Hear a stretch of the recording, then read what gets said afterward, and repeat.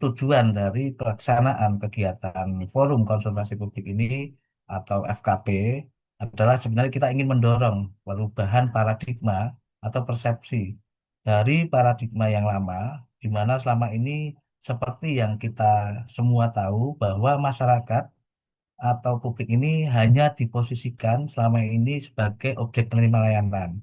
Jadi kita akan mendorong ke arah paradigma yang baru, di mana masyarakat atau publik ini bisa menjadi bagian dari penyelenggaraan pelayanan publik atau sebagai partner instansi pemerintah dalam penyelenggaraan pelayanan publik. Jadi Bapak Ibu sekalian mengingat di era digitalisasi dan juga di era keterbukaan informasi yang secara luas ini, kita juga bisa melihat ya sama-sama Bapak Ibu bahwa masyarakat publik ini semakin hari menunjukkan ya adanya kenaikan ekspektasi, kenaikan harapan dan kenaikan tuntutan. Jadi harapan masyarakat, ekspektasi, tuntutan terhadap kualitas pelayanan publik ini setiap hari semakin meningkat. Sehingga kita mendorong ya harus memberikan wadah atau ruang dan kesempatan kepada masyarakat untuk berpartisipasi yang secara langsung dalam penyelenggaraan pelayanan publik. Jadi dalam hal menyuarakan aspirasi, kemudian saran masukan, usulan, keluhan secara langsung terkait dengan pelayanan publik yang diterima oleh masyarakat. Nah, ini tujuannya apa, Bapak Ibu? Bahwa agar pelayanan publik yang diberikan oleh instansi pemerintah ini bisa sesuai atau memenuhi harapan dan ekspektasi dari publik atau masyarakat. Untuk itu, kegiatan FKP ini merupakan salah satu instrumen yang didorong bagi instansi pemerintah dalam mewadahi aspirasi masyarakat. Jadi wadah untuk berkolaborasi dengan melibatkan secara langsung masyarakat, stakeholder, ya, dalam upaya meningkatkan pelayanan publik, kualitas pelayanan publik yang berkelanjutan. Jadi nantinya ini akan berdampak, Bapak Ibu, harapan kami akan berdampak pada peningkatan kepuasan masyarakat, peningkatan yang pada akhirnya akan meningkatkan dan membangun kepercayaan publik kepada instansi pemerintah. Jadi itu Bapak Ibu sekalian ya, masyarakat dilibatkan dalam penyelenggaraan pelayanan publik, kemudian harapan-harapan mereka terpenuhi sesuai dengan ekspektasi ya, apa yang telah Bapak Ibu berikan, pelayanan yang telah Bapak Ibu berikan, kemudian masyarakat puas dengan kebijakan pelayanan yang telah diterima, itu nantinya akan mendorong atau meningkatkan kepercayaan masyarakat terhadap instansi pemerintah. Nah, seperti itu, Bapak sekalian. Nah, ini Bapak Ibu ya, jadi latar belakang kegiatan FKP ini jadi sesuai dengan amanat Undang-Undang Nomor 25 Tahun 2009 tentang pelayanan publik, tertuang dalam pasal 39 ayat 1 bahwa peran serta masyarakat dalam penyelenggaraan pelayanan publik ini dimulai sejak penyusunan standar pelayanan sampai dengan evaluasi dan pemberian penghargaan. Jadi ini keterlibatan masyarakat ini didorong atau diwajibkan untuk dilibatkan dalam proses perencanaan, kemudian proses implementasinya, pelaksanaannya, proses evaluasinya, bahkan sampai dengan pemberian penghargaan. Nah, di sini FKP ini merupakan proses ya, koordinasi dan kolaborasi antara pemerintah dan masyarakat, di mana tentunya aspirasi masyarakat ini menginginkan pelayanan publik yang berkualitas dan juga menjadi bagian dari pembangunan yang berkelanjutan. Nah, jadi di amanat undang-undang Bapak Ibu sekalian ya bahwa keterlibatan masyarakat ini harus ya didorong mulai dari proses perencanaan sampai dengan proses evaluasi dan pemberian penghargaan. Ini nanti tata cara secara teknisnya ya, ini diatur di dalam Permentan RB nomor 16 tahun 2017 sesuai dengan pasal 39 ayat 4. Nah, ini Bapak Ibu ya, manfaat ya pelaksanaan dari forum konsultasi publik ini.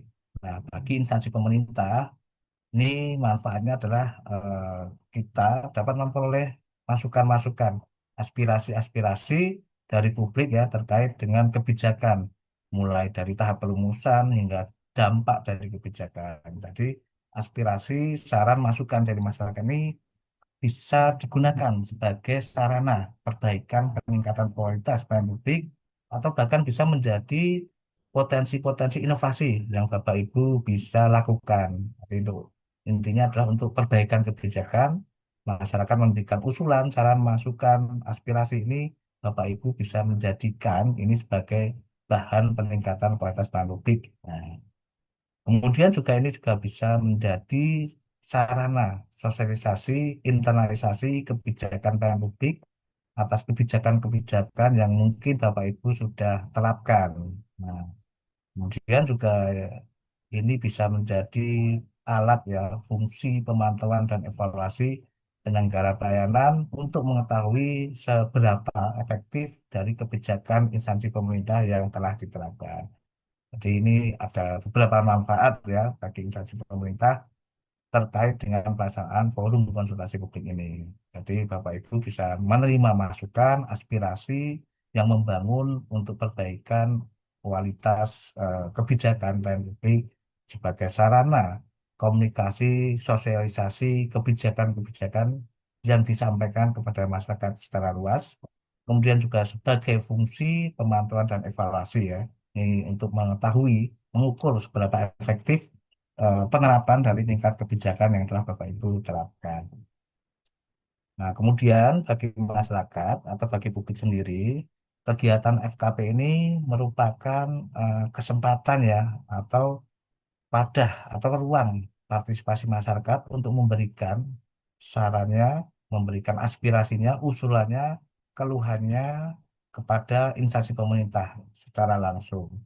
Dan masyarakat juga bisa mendapatkan pengetahuan yang secara utuh, lebih secara utuh terkait dengan berbagai kebijakan yang akan atau sudah ditetapkan oleh Bapak Ibu sekalian sebagai penyelenggara layanan. Nah, jadi masyarakat bisa lebih paham ya Bapak Ibu sekalian ya, lebih memahami secara lebih utuh terkait dengan berbagai macam kebijakan-kebijakan yang telah Bapak Ibu terapkan. Jadi tidak ada lagi atau mengurangi asimetri informasi ya terkait dengan kebijakan-kebijakan pelayanan publik yang telah diterapkan.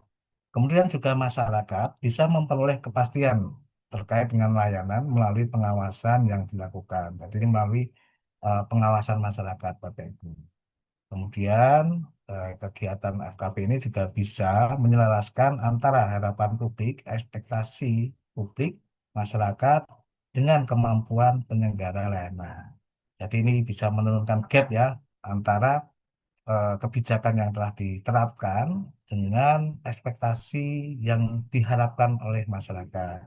Jadi nantinya kebijakan ini mengacu pada harapan, pada kebutuhan dari masyarakat. Jadi ini untuk memastikan bahwa kebijakan-kebijakan pelayanan publik ini disampaikan, diberikan kepada masyarakat ini sudah sesuai dengan kebutuhan atau ekspektasi dari masyarakat. Jadi tidak mengeluarkan kebijakan tanpa memperhatikan dari ekspektasi atau harapan masyarakat. Nah, ini agar hasilnya tadi bisa sesuai, masyarakat puas, dan ujungnya nanti adalah membangun kepercayaan masyarakat atau kepercayaan publik. Nah, yang terakhir ini yang meningkatkan peran serta masyarakat dalam penyelenggaraan pelayanan publik ya tentunya ya. Ya, karena ini mendorong meningkatkan peran serta masyarakat dalam penyelenggaraan pelayanan publik. Nah, nah ini Bapak Ibu data yang kami terima di tahun 2024 ya. Nah, ini tingkat partisipasi instansi pemerintah dalam pelaksanaan FKP ini masih 53,18% yang melaksanakan FKP secara nasional. Ini terdiri dari 40 kementerian lembaga dan 294 pemerintah daerah. Ini masih perlu didorong untuk meningkat ya Bapak Ibu sekalian ya, untuk peningkatan lebih optimal lagi. Mudah-mudahan di tahun 2025 ini terjadi peningkatan yang signifikan. Jadi ini masih 53,18% untuk seluruh instansi pemerintah yang telah melaksanakan kegiatan FKP. Nah, ini Bapak Ibu, di dalam Peraturan Menteri PAN-RB nomor 16 tahun 2017, kegiatan FKP ini merupakan kewajiban bagi seluruh instansi pemerintah. Dan kegiatan ini harus dituangkan dalam bentuk berita acara. Kemudian ini nanti kegiatan yang telah dilaksanakan, ini dilaporkan hasilnya kepada Menteri PAN-RB. Jadi Bapak Ibu, FKP ini wajib dilaksanakan sebagai bentuk peran serta masyarakat. Kemudian ini dituangkan dalam berita acara, di mana berita acara ini merupakan janji perbaikan pelayanan publik. Jadi ini merupakan janji catatan-catatan rekomendasi ini akan dilaksanakan atau akan ditindaklanjuti sehingga nanti akan meningkatkan kualitas pelayanan publik. Kemudian hasilnya, hasil pelaksanaan maupun tindak lanjut hasil pelaksanaan ini dilaporkan kepada Menteri PAN-RB. Nah, ini Bapak Ibu sekalian ya di dalam Permen PAN-RB nomor 16 tahun 2017. Ini juga definisinya sudah terstate dengan jelas ya bahwa FKP ini merupakan kegiatan secara dua arah, diskusi, pertukaran opini, dialog yang dilakukan secara partisipatif antara penyelenggara layanan publik dengan publik atau masyarakat yang tujuannya adalah untuk memperoleh pemahaman hingga solusi-solusi atas berbagai masalah antara lain mulai dari pembahasan rancangan penerapan, dampak, dan evaluasi kebijakan. Nah, ini ruang lingkupnya ya Bapak Ibu sekalian ya, yang ditetapkan oleh penyelenggara ataupun masalah-masalah yang terkait dengan pelayanan publik. Jadi intinya FKP ini merupakan kegiatan dialog ya, dua arah, pertukaran opini yang dilakukan secara partisipatif. Nah, ini Bapak Ibu sekalian bisa dibaca kembali di Permenpan RB nomor 16 tahun 2017.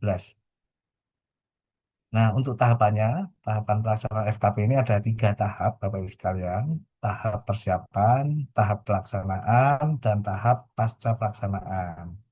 Nah, yang pertama, dalam tahap persiapan, yang pertama kali Bapak Ibu harus lakukan adalah memilih tema. Nah, di dalam pemilihan tema ini, Bapak Ibu bisa mengambil dari berbagai sumber. Nah, salah satunya yang pertama adalah mungkin Bapak Ibu sebagai instansi pemerintah bisa mengambil sumber tema dari pengelolaan pengaduan masyarakat. Nah, di sini Bapak Ibu bisa memetakan ya keluhan-keluhan, masalah-masalah apa saja yang sering diadukan oleh masyarakat, oleh publik, Bapak Ibu analisis dan Bapak Ibu komunikasikan kepada masyarakat ya untuk menemukan solusi secara bersama melalui kegiatan FKP ini sehingga ke depannya tidak ada lagi keluhan-keluhan yang terjadi yang secara berulang ya disampaikan. Jadi di sini secara tidak langsung ini akan terjadi peningkatan kualitas pelayanan. Jadi menurunnya tingkat pengaduan yang berulang. Nah, ini dari tema yang Bapak Ibu ambil dari sumber pengelolaan pengaduan. Kemudian yang kedua, Bapak Ibu bisa mengambil sumber dari hasil survei kepuasan masyarakat. Nah, di sini Bapak Ibu bisa memetakan, menganalisis komponen-komponen survei kepuasan masyarakat mana saja yang sekiranya nilainya masih kurang optimal.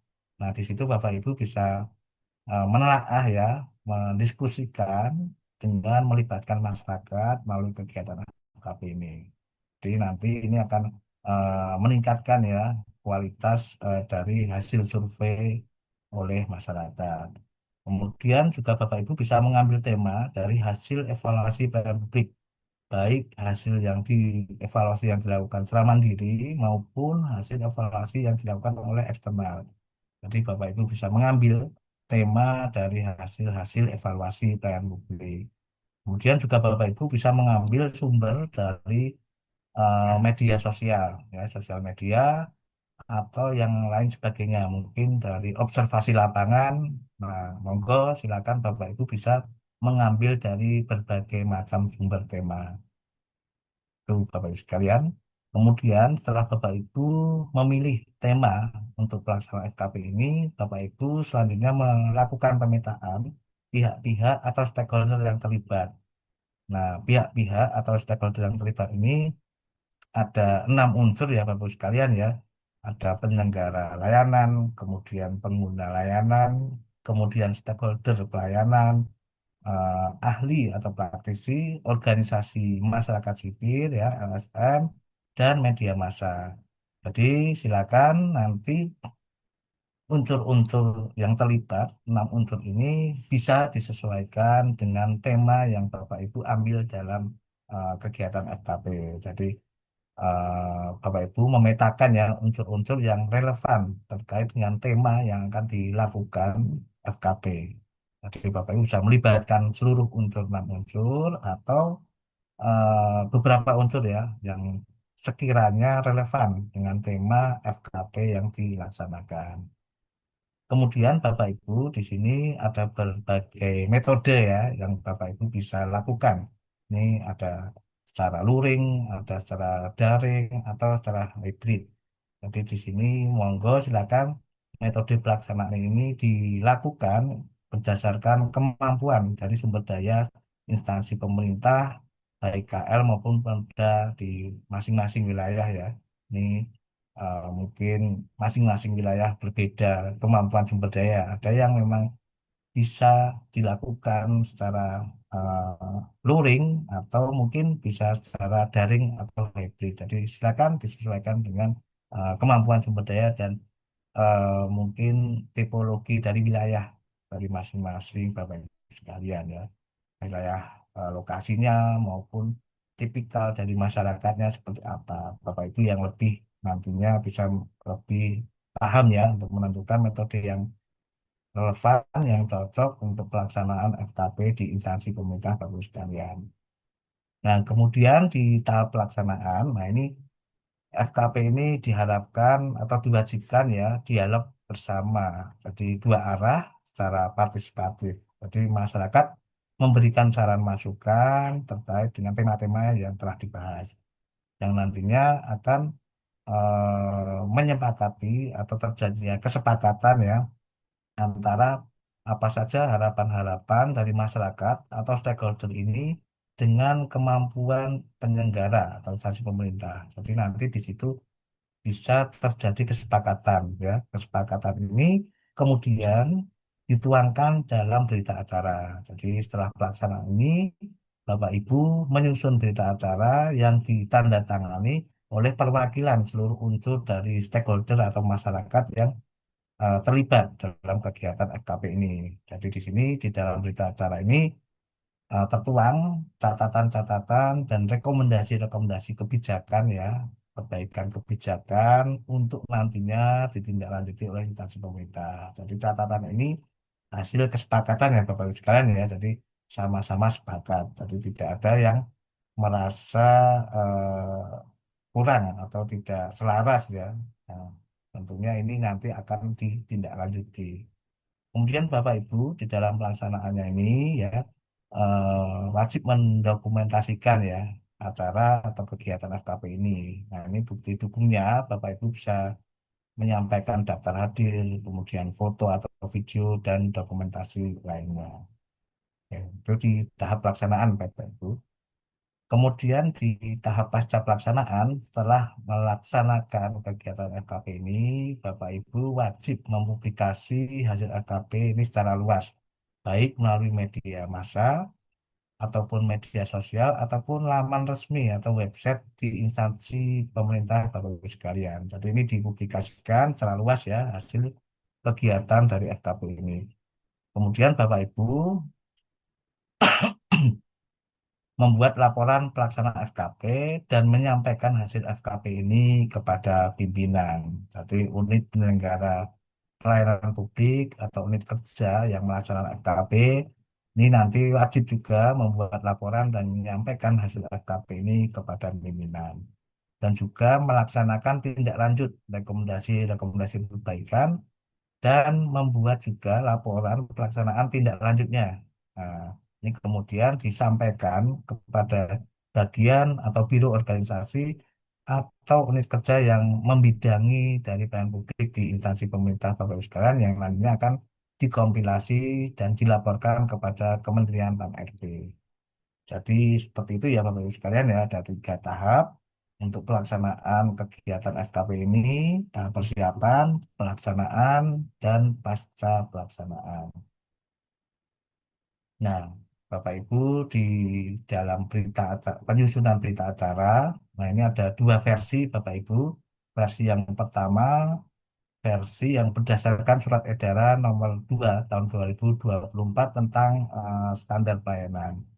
Dan Surat Edaran Nomor 19 Tahun 2022 tentang FKP.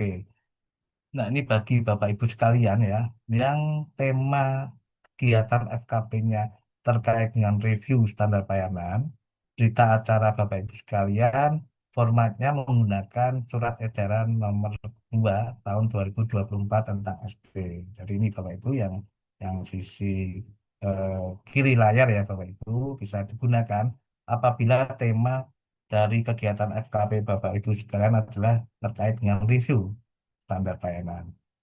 Nah, untuk tema selain mereview standar pelayanan atau tema-tema lain, Bapak Ibu menggunakan format berita acara berdasarkan Surat Edaran Nomor 19 Tahun 2022 tentang FKP.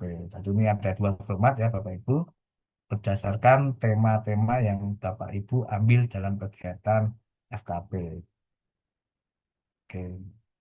Nah, ini kemudian laporan tindak lanjut pelaksanaan FKP ini, Bapak Ibu, ini metriknya.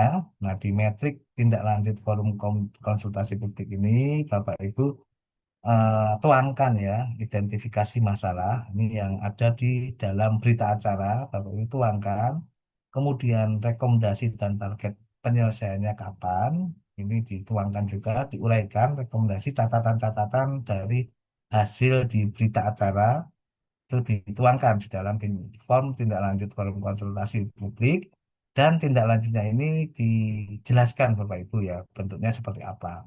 Kapan pelaksanaan tindak lanjut ini akan dilakukan, kemudian rencana aksinya kapan akan selesai ya atau keterangan lain ya yang berhubungan dengan rencana aksi tindak lanjut eh, hasil rekomendasi dari kegiatan FKP ini. Nah, jadi itu Bapak Ibu sekalian ya menuangkan dalam berita acara dan menindaklanjuti hasil dari kegiatan FKP yang telah dilakukan. Nah, untuk struktur laporan ini Bapak Ibu ada dua macam laporan ya yang wajib dibuat untuk unit penyelenggara pelayanan publik sendiri atau unit kerja yang melaksanakan FKP dan juga laporan yang dibuat oleh bagian atau biro organisasi atau unit kerja yang membidangi pelayanan publik. Jadi ini ada dua laporan ya yang harus dibuat setelah Bapak Ibu melaksanakan kegiatan FKP. Nah, untuk laporan yang dibuat oleh unit kerja atau UPP ini ada 5 bab ya Bapak Ibu, 5 bagian, pendahuluan, metode pelaksanaan, hasil pelaksanaan FKP, penutup, dan lampiran. Nah, di dalam pendahuluan ini Bapak Ibu bisa menguraikan latar belakang dari pelaksanaan FKP ini, kemudian tujuan pelaksanaan FKP apa, dan ruang lingkupnya seperti apa. Jadi ini diuraikan di dalam bab 1 di pendahuluan. Kemudian di bab 2 ya, di metode pelaksanaan, Bapak Ibu menguraikan sumber input dan tema FKP yang dilaksanakan, pemilihan temanya apa, kemudian waktu dan tempat pelaksanaannya kapan, di mana, siapa saja stakeholder atau siapa saja peserta dari FKP dan siapa yang menyelenggarakan. Dan juga diuraikan juga metode yang dilaksanakan dalam kegiatan FKP ini. Nah, ini dituangkan di dalam bab 2 di metode pelaksanaan. Kemudian di bab 3 ya, nah ini intinya di sini Bapak Ibu ya, hasil pelaksanaan FKP, Bapak Ibu bisa uraikan, identifikasi apa saja ya, masalah-masalah yang ditemukan dan coba diselesaikan di dalam FKP. Jadi analisis permasalahan yang diambil atau yang diangkat dan diselesaikan di dalam kegiatan FKP ini. Kemudian Bapak Ibu melakukan analisis singkat dari pelaksanaan FKP yang telah dilakukan. Nah, ini contohnya ya sebagai contoh ya penyebab tema-tema ini diangkat di dalam kegiatan FKP. Kemudian analisis peran dari unsur-unsur masyarakat masing-masing yang terlibat dalam rekomendasi perbaikan yang diusulkan ini seperti apa. Kemudian juga rencana aksi yang akan dilakukan ke depan untuk memperbaiki masalah-masalah untuk perbaikan pelayanan publik ke depannya seperti apa. Nah, ini Bapak Ibu bisa uraikan ini di bab 3 di hasil pelaksanaan FKP. Kemudian di bab 4 penutup, ini kesimpulan secara umum ya Bapak Ibu sekalian, kesimpulan secara umum atas pelaksanaan dari kegiatan FKP yang telah Bapak Ibu lakukan. Kemudian di bab terakhir, bab 5 ini Bapak Ibu bisa melampirkan berita acara, salinan daftar hadir, kemudian surat undangan, dokumentasi-dokumentasi kegiatan, dan juga apabila Bapak Ibu di tahun sebelumnya melaksanakan kegiatan FKP juga, dilampirkan juga Bapak Ibu hasil tindak lanjutnya di tahun sebelumnya. Jadi di tahun berjalan ini, apabila tahun sebelumnya Bapak Ibu melaksanakan kegiatan FKP, dilampirkan juga hasil tindak lanjutnya. Jadi itu Bapak Ibu ya ada 5 hal, 5 bagian yang perlu disampaikan di dalam laporan unit kerja atau UPP yang menyelenggarakan kegiatan FKP. Kemudian laporan organisasi ya, ini merupakan laporan yang dibuat oleh Biro Bagian Organisasi ya. Nah, ini ada 4 bab, 4 bagian pendahuluan. Nah, ini diuraikan Bapak Ibu terkait dengan gambaran umum mengapa dilaksanakan atau urgensi terkait dengan pelaksanaan FKP di instansi pemerintah di UPP Bapak Ibu sekalian. Kemudian di bab 2, nah ini Bapak Ibu uraikan ya analisis terkait dengan pelaksanaan FKP dan rencana aksi yang akan dilakukan untuk menindaklanjuti pelaksanaan FKP serta tindak lanjut hasil FKP di instansi pemerintah. Ini Bapak Ibu di masing-masing UPP bagaimana pelaksanaan FKP-nya, kemudian rencana aksinya apa untuk menindaklanjuti dari hasil-hasil FKP yang telah dilakukan. Setelah apabila ada tindak lanjutnya, Bapak Ibu bisa juga uraikan di dalam bab 2 di analisis pelaksanaan FKP dan rencana aksi. Kemudian di bab selanjutnya, bab 3 kesimpulan. Di kesimpulan Bapak Ibu bisa uraikan ya kesimpulan secara umum ya dari laporan-laporan yang telah disusun serta melakukan rekapitulasi pelaksanaan FKP di instansi pemerintah Bapak Ibu masing-masing. Jadi UPP-UPP yang melaksanakan yang melakukan FKP Bapak Ibu bisa rekapitulasi dan uraikan di dalam bagian kesimpulan. Dan bab 4 atau bab terakhir ini lampiran Bapak Ibu bisa sertakan ya metrik pelaksanaan FKP tahun berjalan dan metrik hasil tindak lanjut FKP tahun sebelumnya. Nah, jadi lampiran untuk laporan yang disusun atau dibuat oleh Biro Bagian Organisasi nanti disertakan metrik pelaksanaan FKP tahun berjalan UPP yang ada di instansi baru sekalian masing-masing dan metrik tindak lanjut FKP tahun sebelumnya.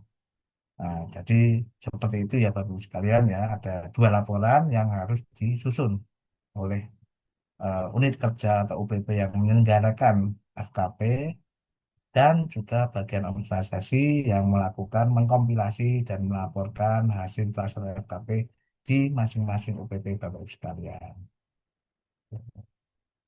Nah, ini Bapak Ibu kapan harus melaporkan? Nah, ini unit kerja yang melakukan kegiatan FKP ini selanjutnya mengirim laporan kepada Biro Bagian Organisasi ini sebelum tanggal 30 November Bapak Ibu. Jadi sebelum tanggal 30 November Bapak Ibu menyampaikan laporan kepada Biro atau Bagian Organisasi. Dan nantinya Biro atau Bagian Organisasi akan mengkompilasi laporan FKP dan mengirimkan laporan kepada Kementerian Pan-RB maksimal tanggal 30 November. Jadi untuk tahun berjalan, nah ini Bapak Ibu, deadline adalah 30 November tahun 2025. Ini menggunakan Bitly lapor SKM FKP. Jadi nanti yang melaporkan adalah bagian atau biro organisasi. Dan nantinya kami akan memberikan rekomendasi-rekomendasi atas laporan yang telah disusun oleh Bapak Ibu sekalian dan nanti akan mengeluarkan hasil review terkait dengan pelaksanaan FKP di masing-masing instansi pemerintah. Jadi mekanisme seperti itu ya Bapak Ibu sekalian ya. Jadi UPP Unit Kerja menyampaikan laporan sebelum tanggal 30 November kepada Biro atau bagian organisasi, dan Biro atau bagian organisasi menyampaikan laporan kepada Kementerian RB paling lambat 30 November untuk tahun berjalan. Nah, ini yang dilaporkan adalah pelaksanaan FKP di tahun berjalan dan hasil tindak lanjut FKP yang dilakukan di tahun sebelumnya. Jadi itu Bapak Ibu sekalian nanti dilaporkan kepada kami menggunakan Bitly lapor SKM FKP dengan deadline 30 November 2025. Nah, ini perlu kami sampaikan juga, ini urgensi terkait dengan pelaksanaan FKP ini, Bapak Ibu. FKP ini menjadi salah satu aspek penilaian ya dalam evaluasi pelayanan publik. Jadi unsur-unsur eh, evaluasi pelayanan publik ini salah satunya adalah pelaksanaan FKP. Jadi bagaimana pelaksanaan FKP ini dimanfaatkan sebagai review standar pelayanan, sebagai perbaikan-perbaikan kebijakan pelayanan dan peningkatan kepuasan, peningkatan kualitas pelayanan publik yang nantinya ini akan mempengaruhi dari indeks pelayanan publik di instansi pemerintah Bapak Ibu sekalian. Kemudian juga FKP ini digunakan oleh KPK ya menjadi bagian dari instrumen MCP, jadi Monitoring, Control, Prevention. Nah, ini khusus untuk pemerintah daerah. Nah, jadi urgensi dari FKP ini Bapak Ibu menjadi salah satu instrumen atau tools evaluasi pelayanan publik dan juga evaluasi yang dilakukan oleh KPK melalui MCP. Nah, oke, baik Bapak Ibu sekalian, mungkin kira-kira seperti itu ya yang bisa kami sampaikan. Kurang lebihnya mohon maaf. Waktu kami kembalikan kepada Mas Tegar selaku moderator. Silakan Mas Tegar, kami tutup paparan ini. Wassalamualaikum warahmatullahi wabarakatuh. Waalaikumsalam warahmatullahi wabarakatuh. Terima kasih Mas Septian.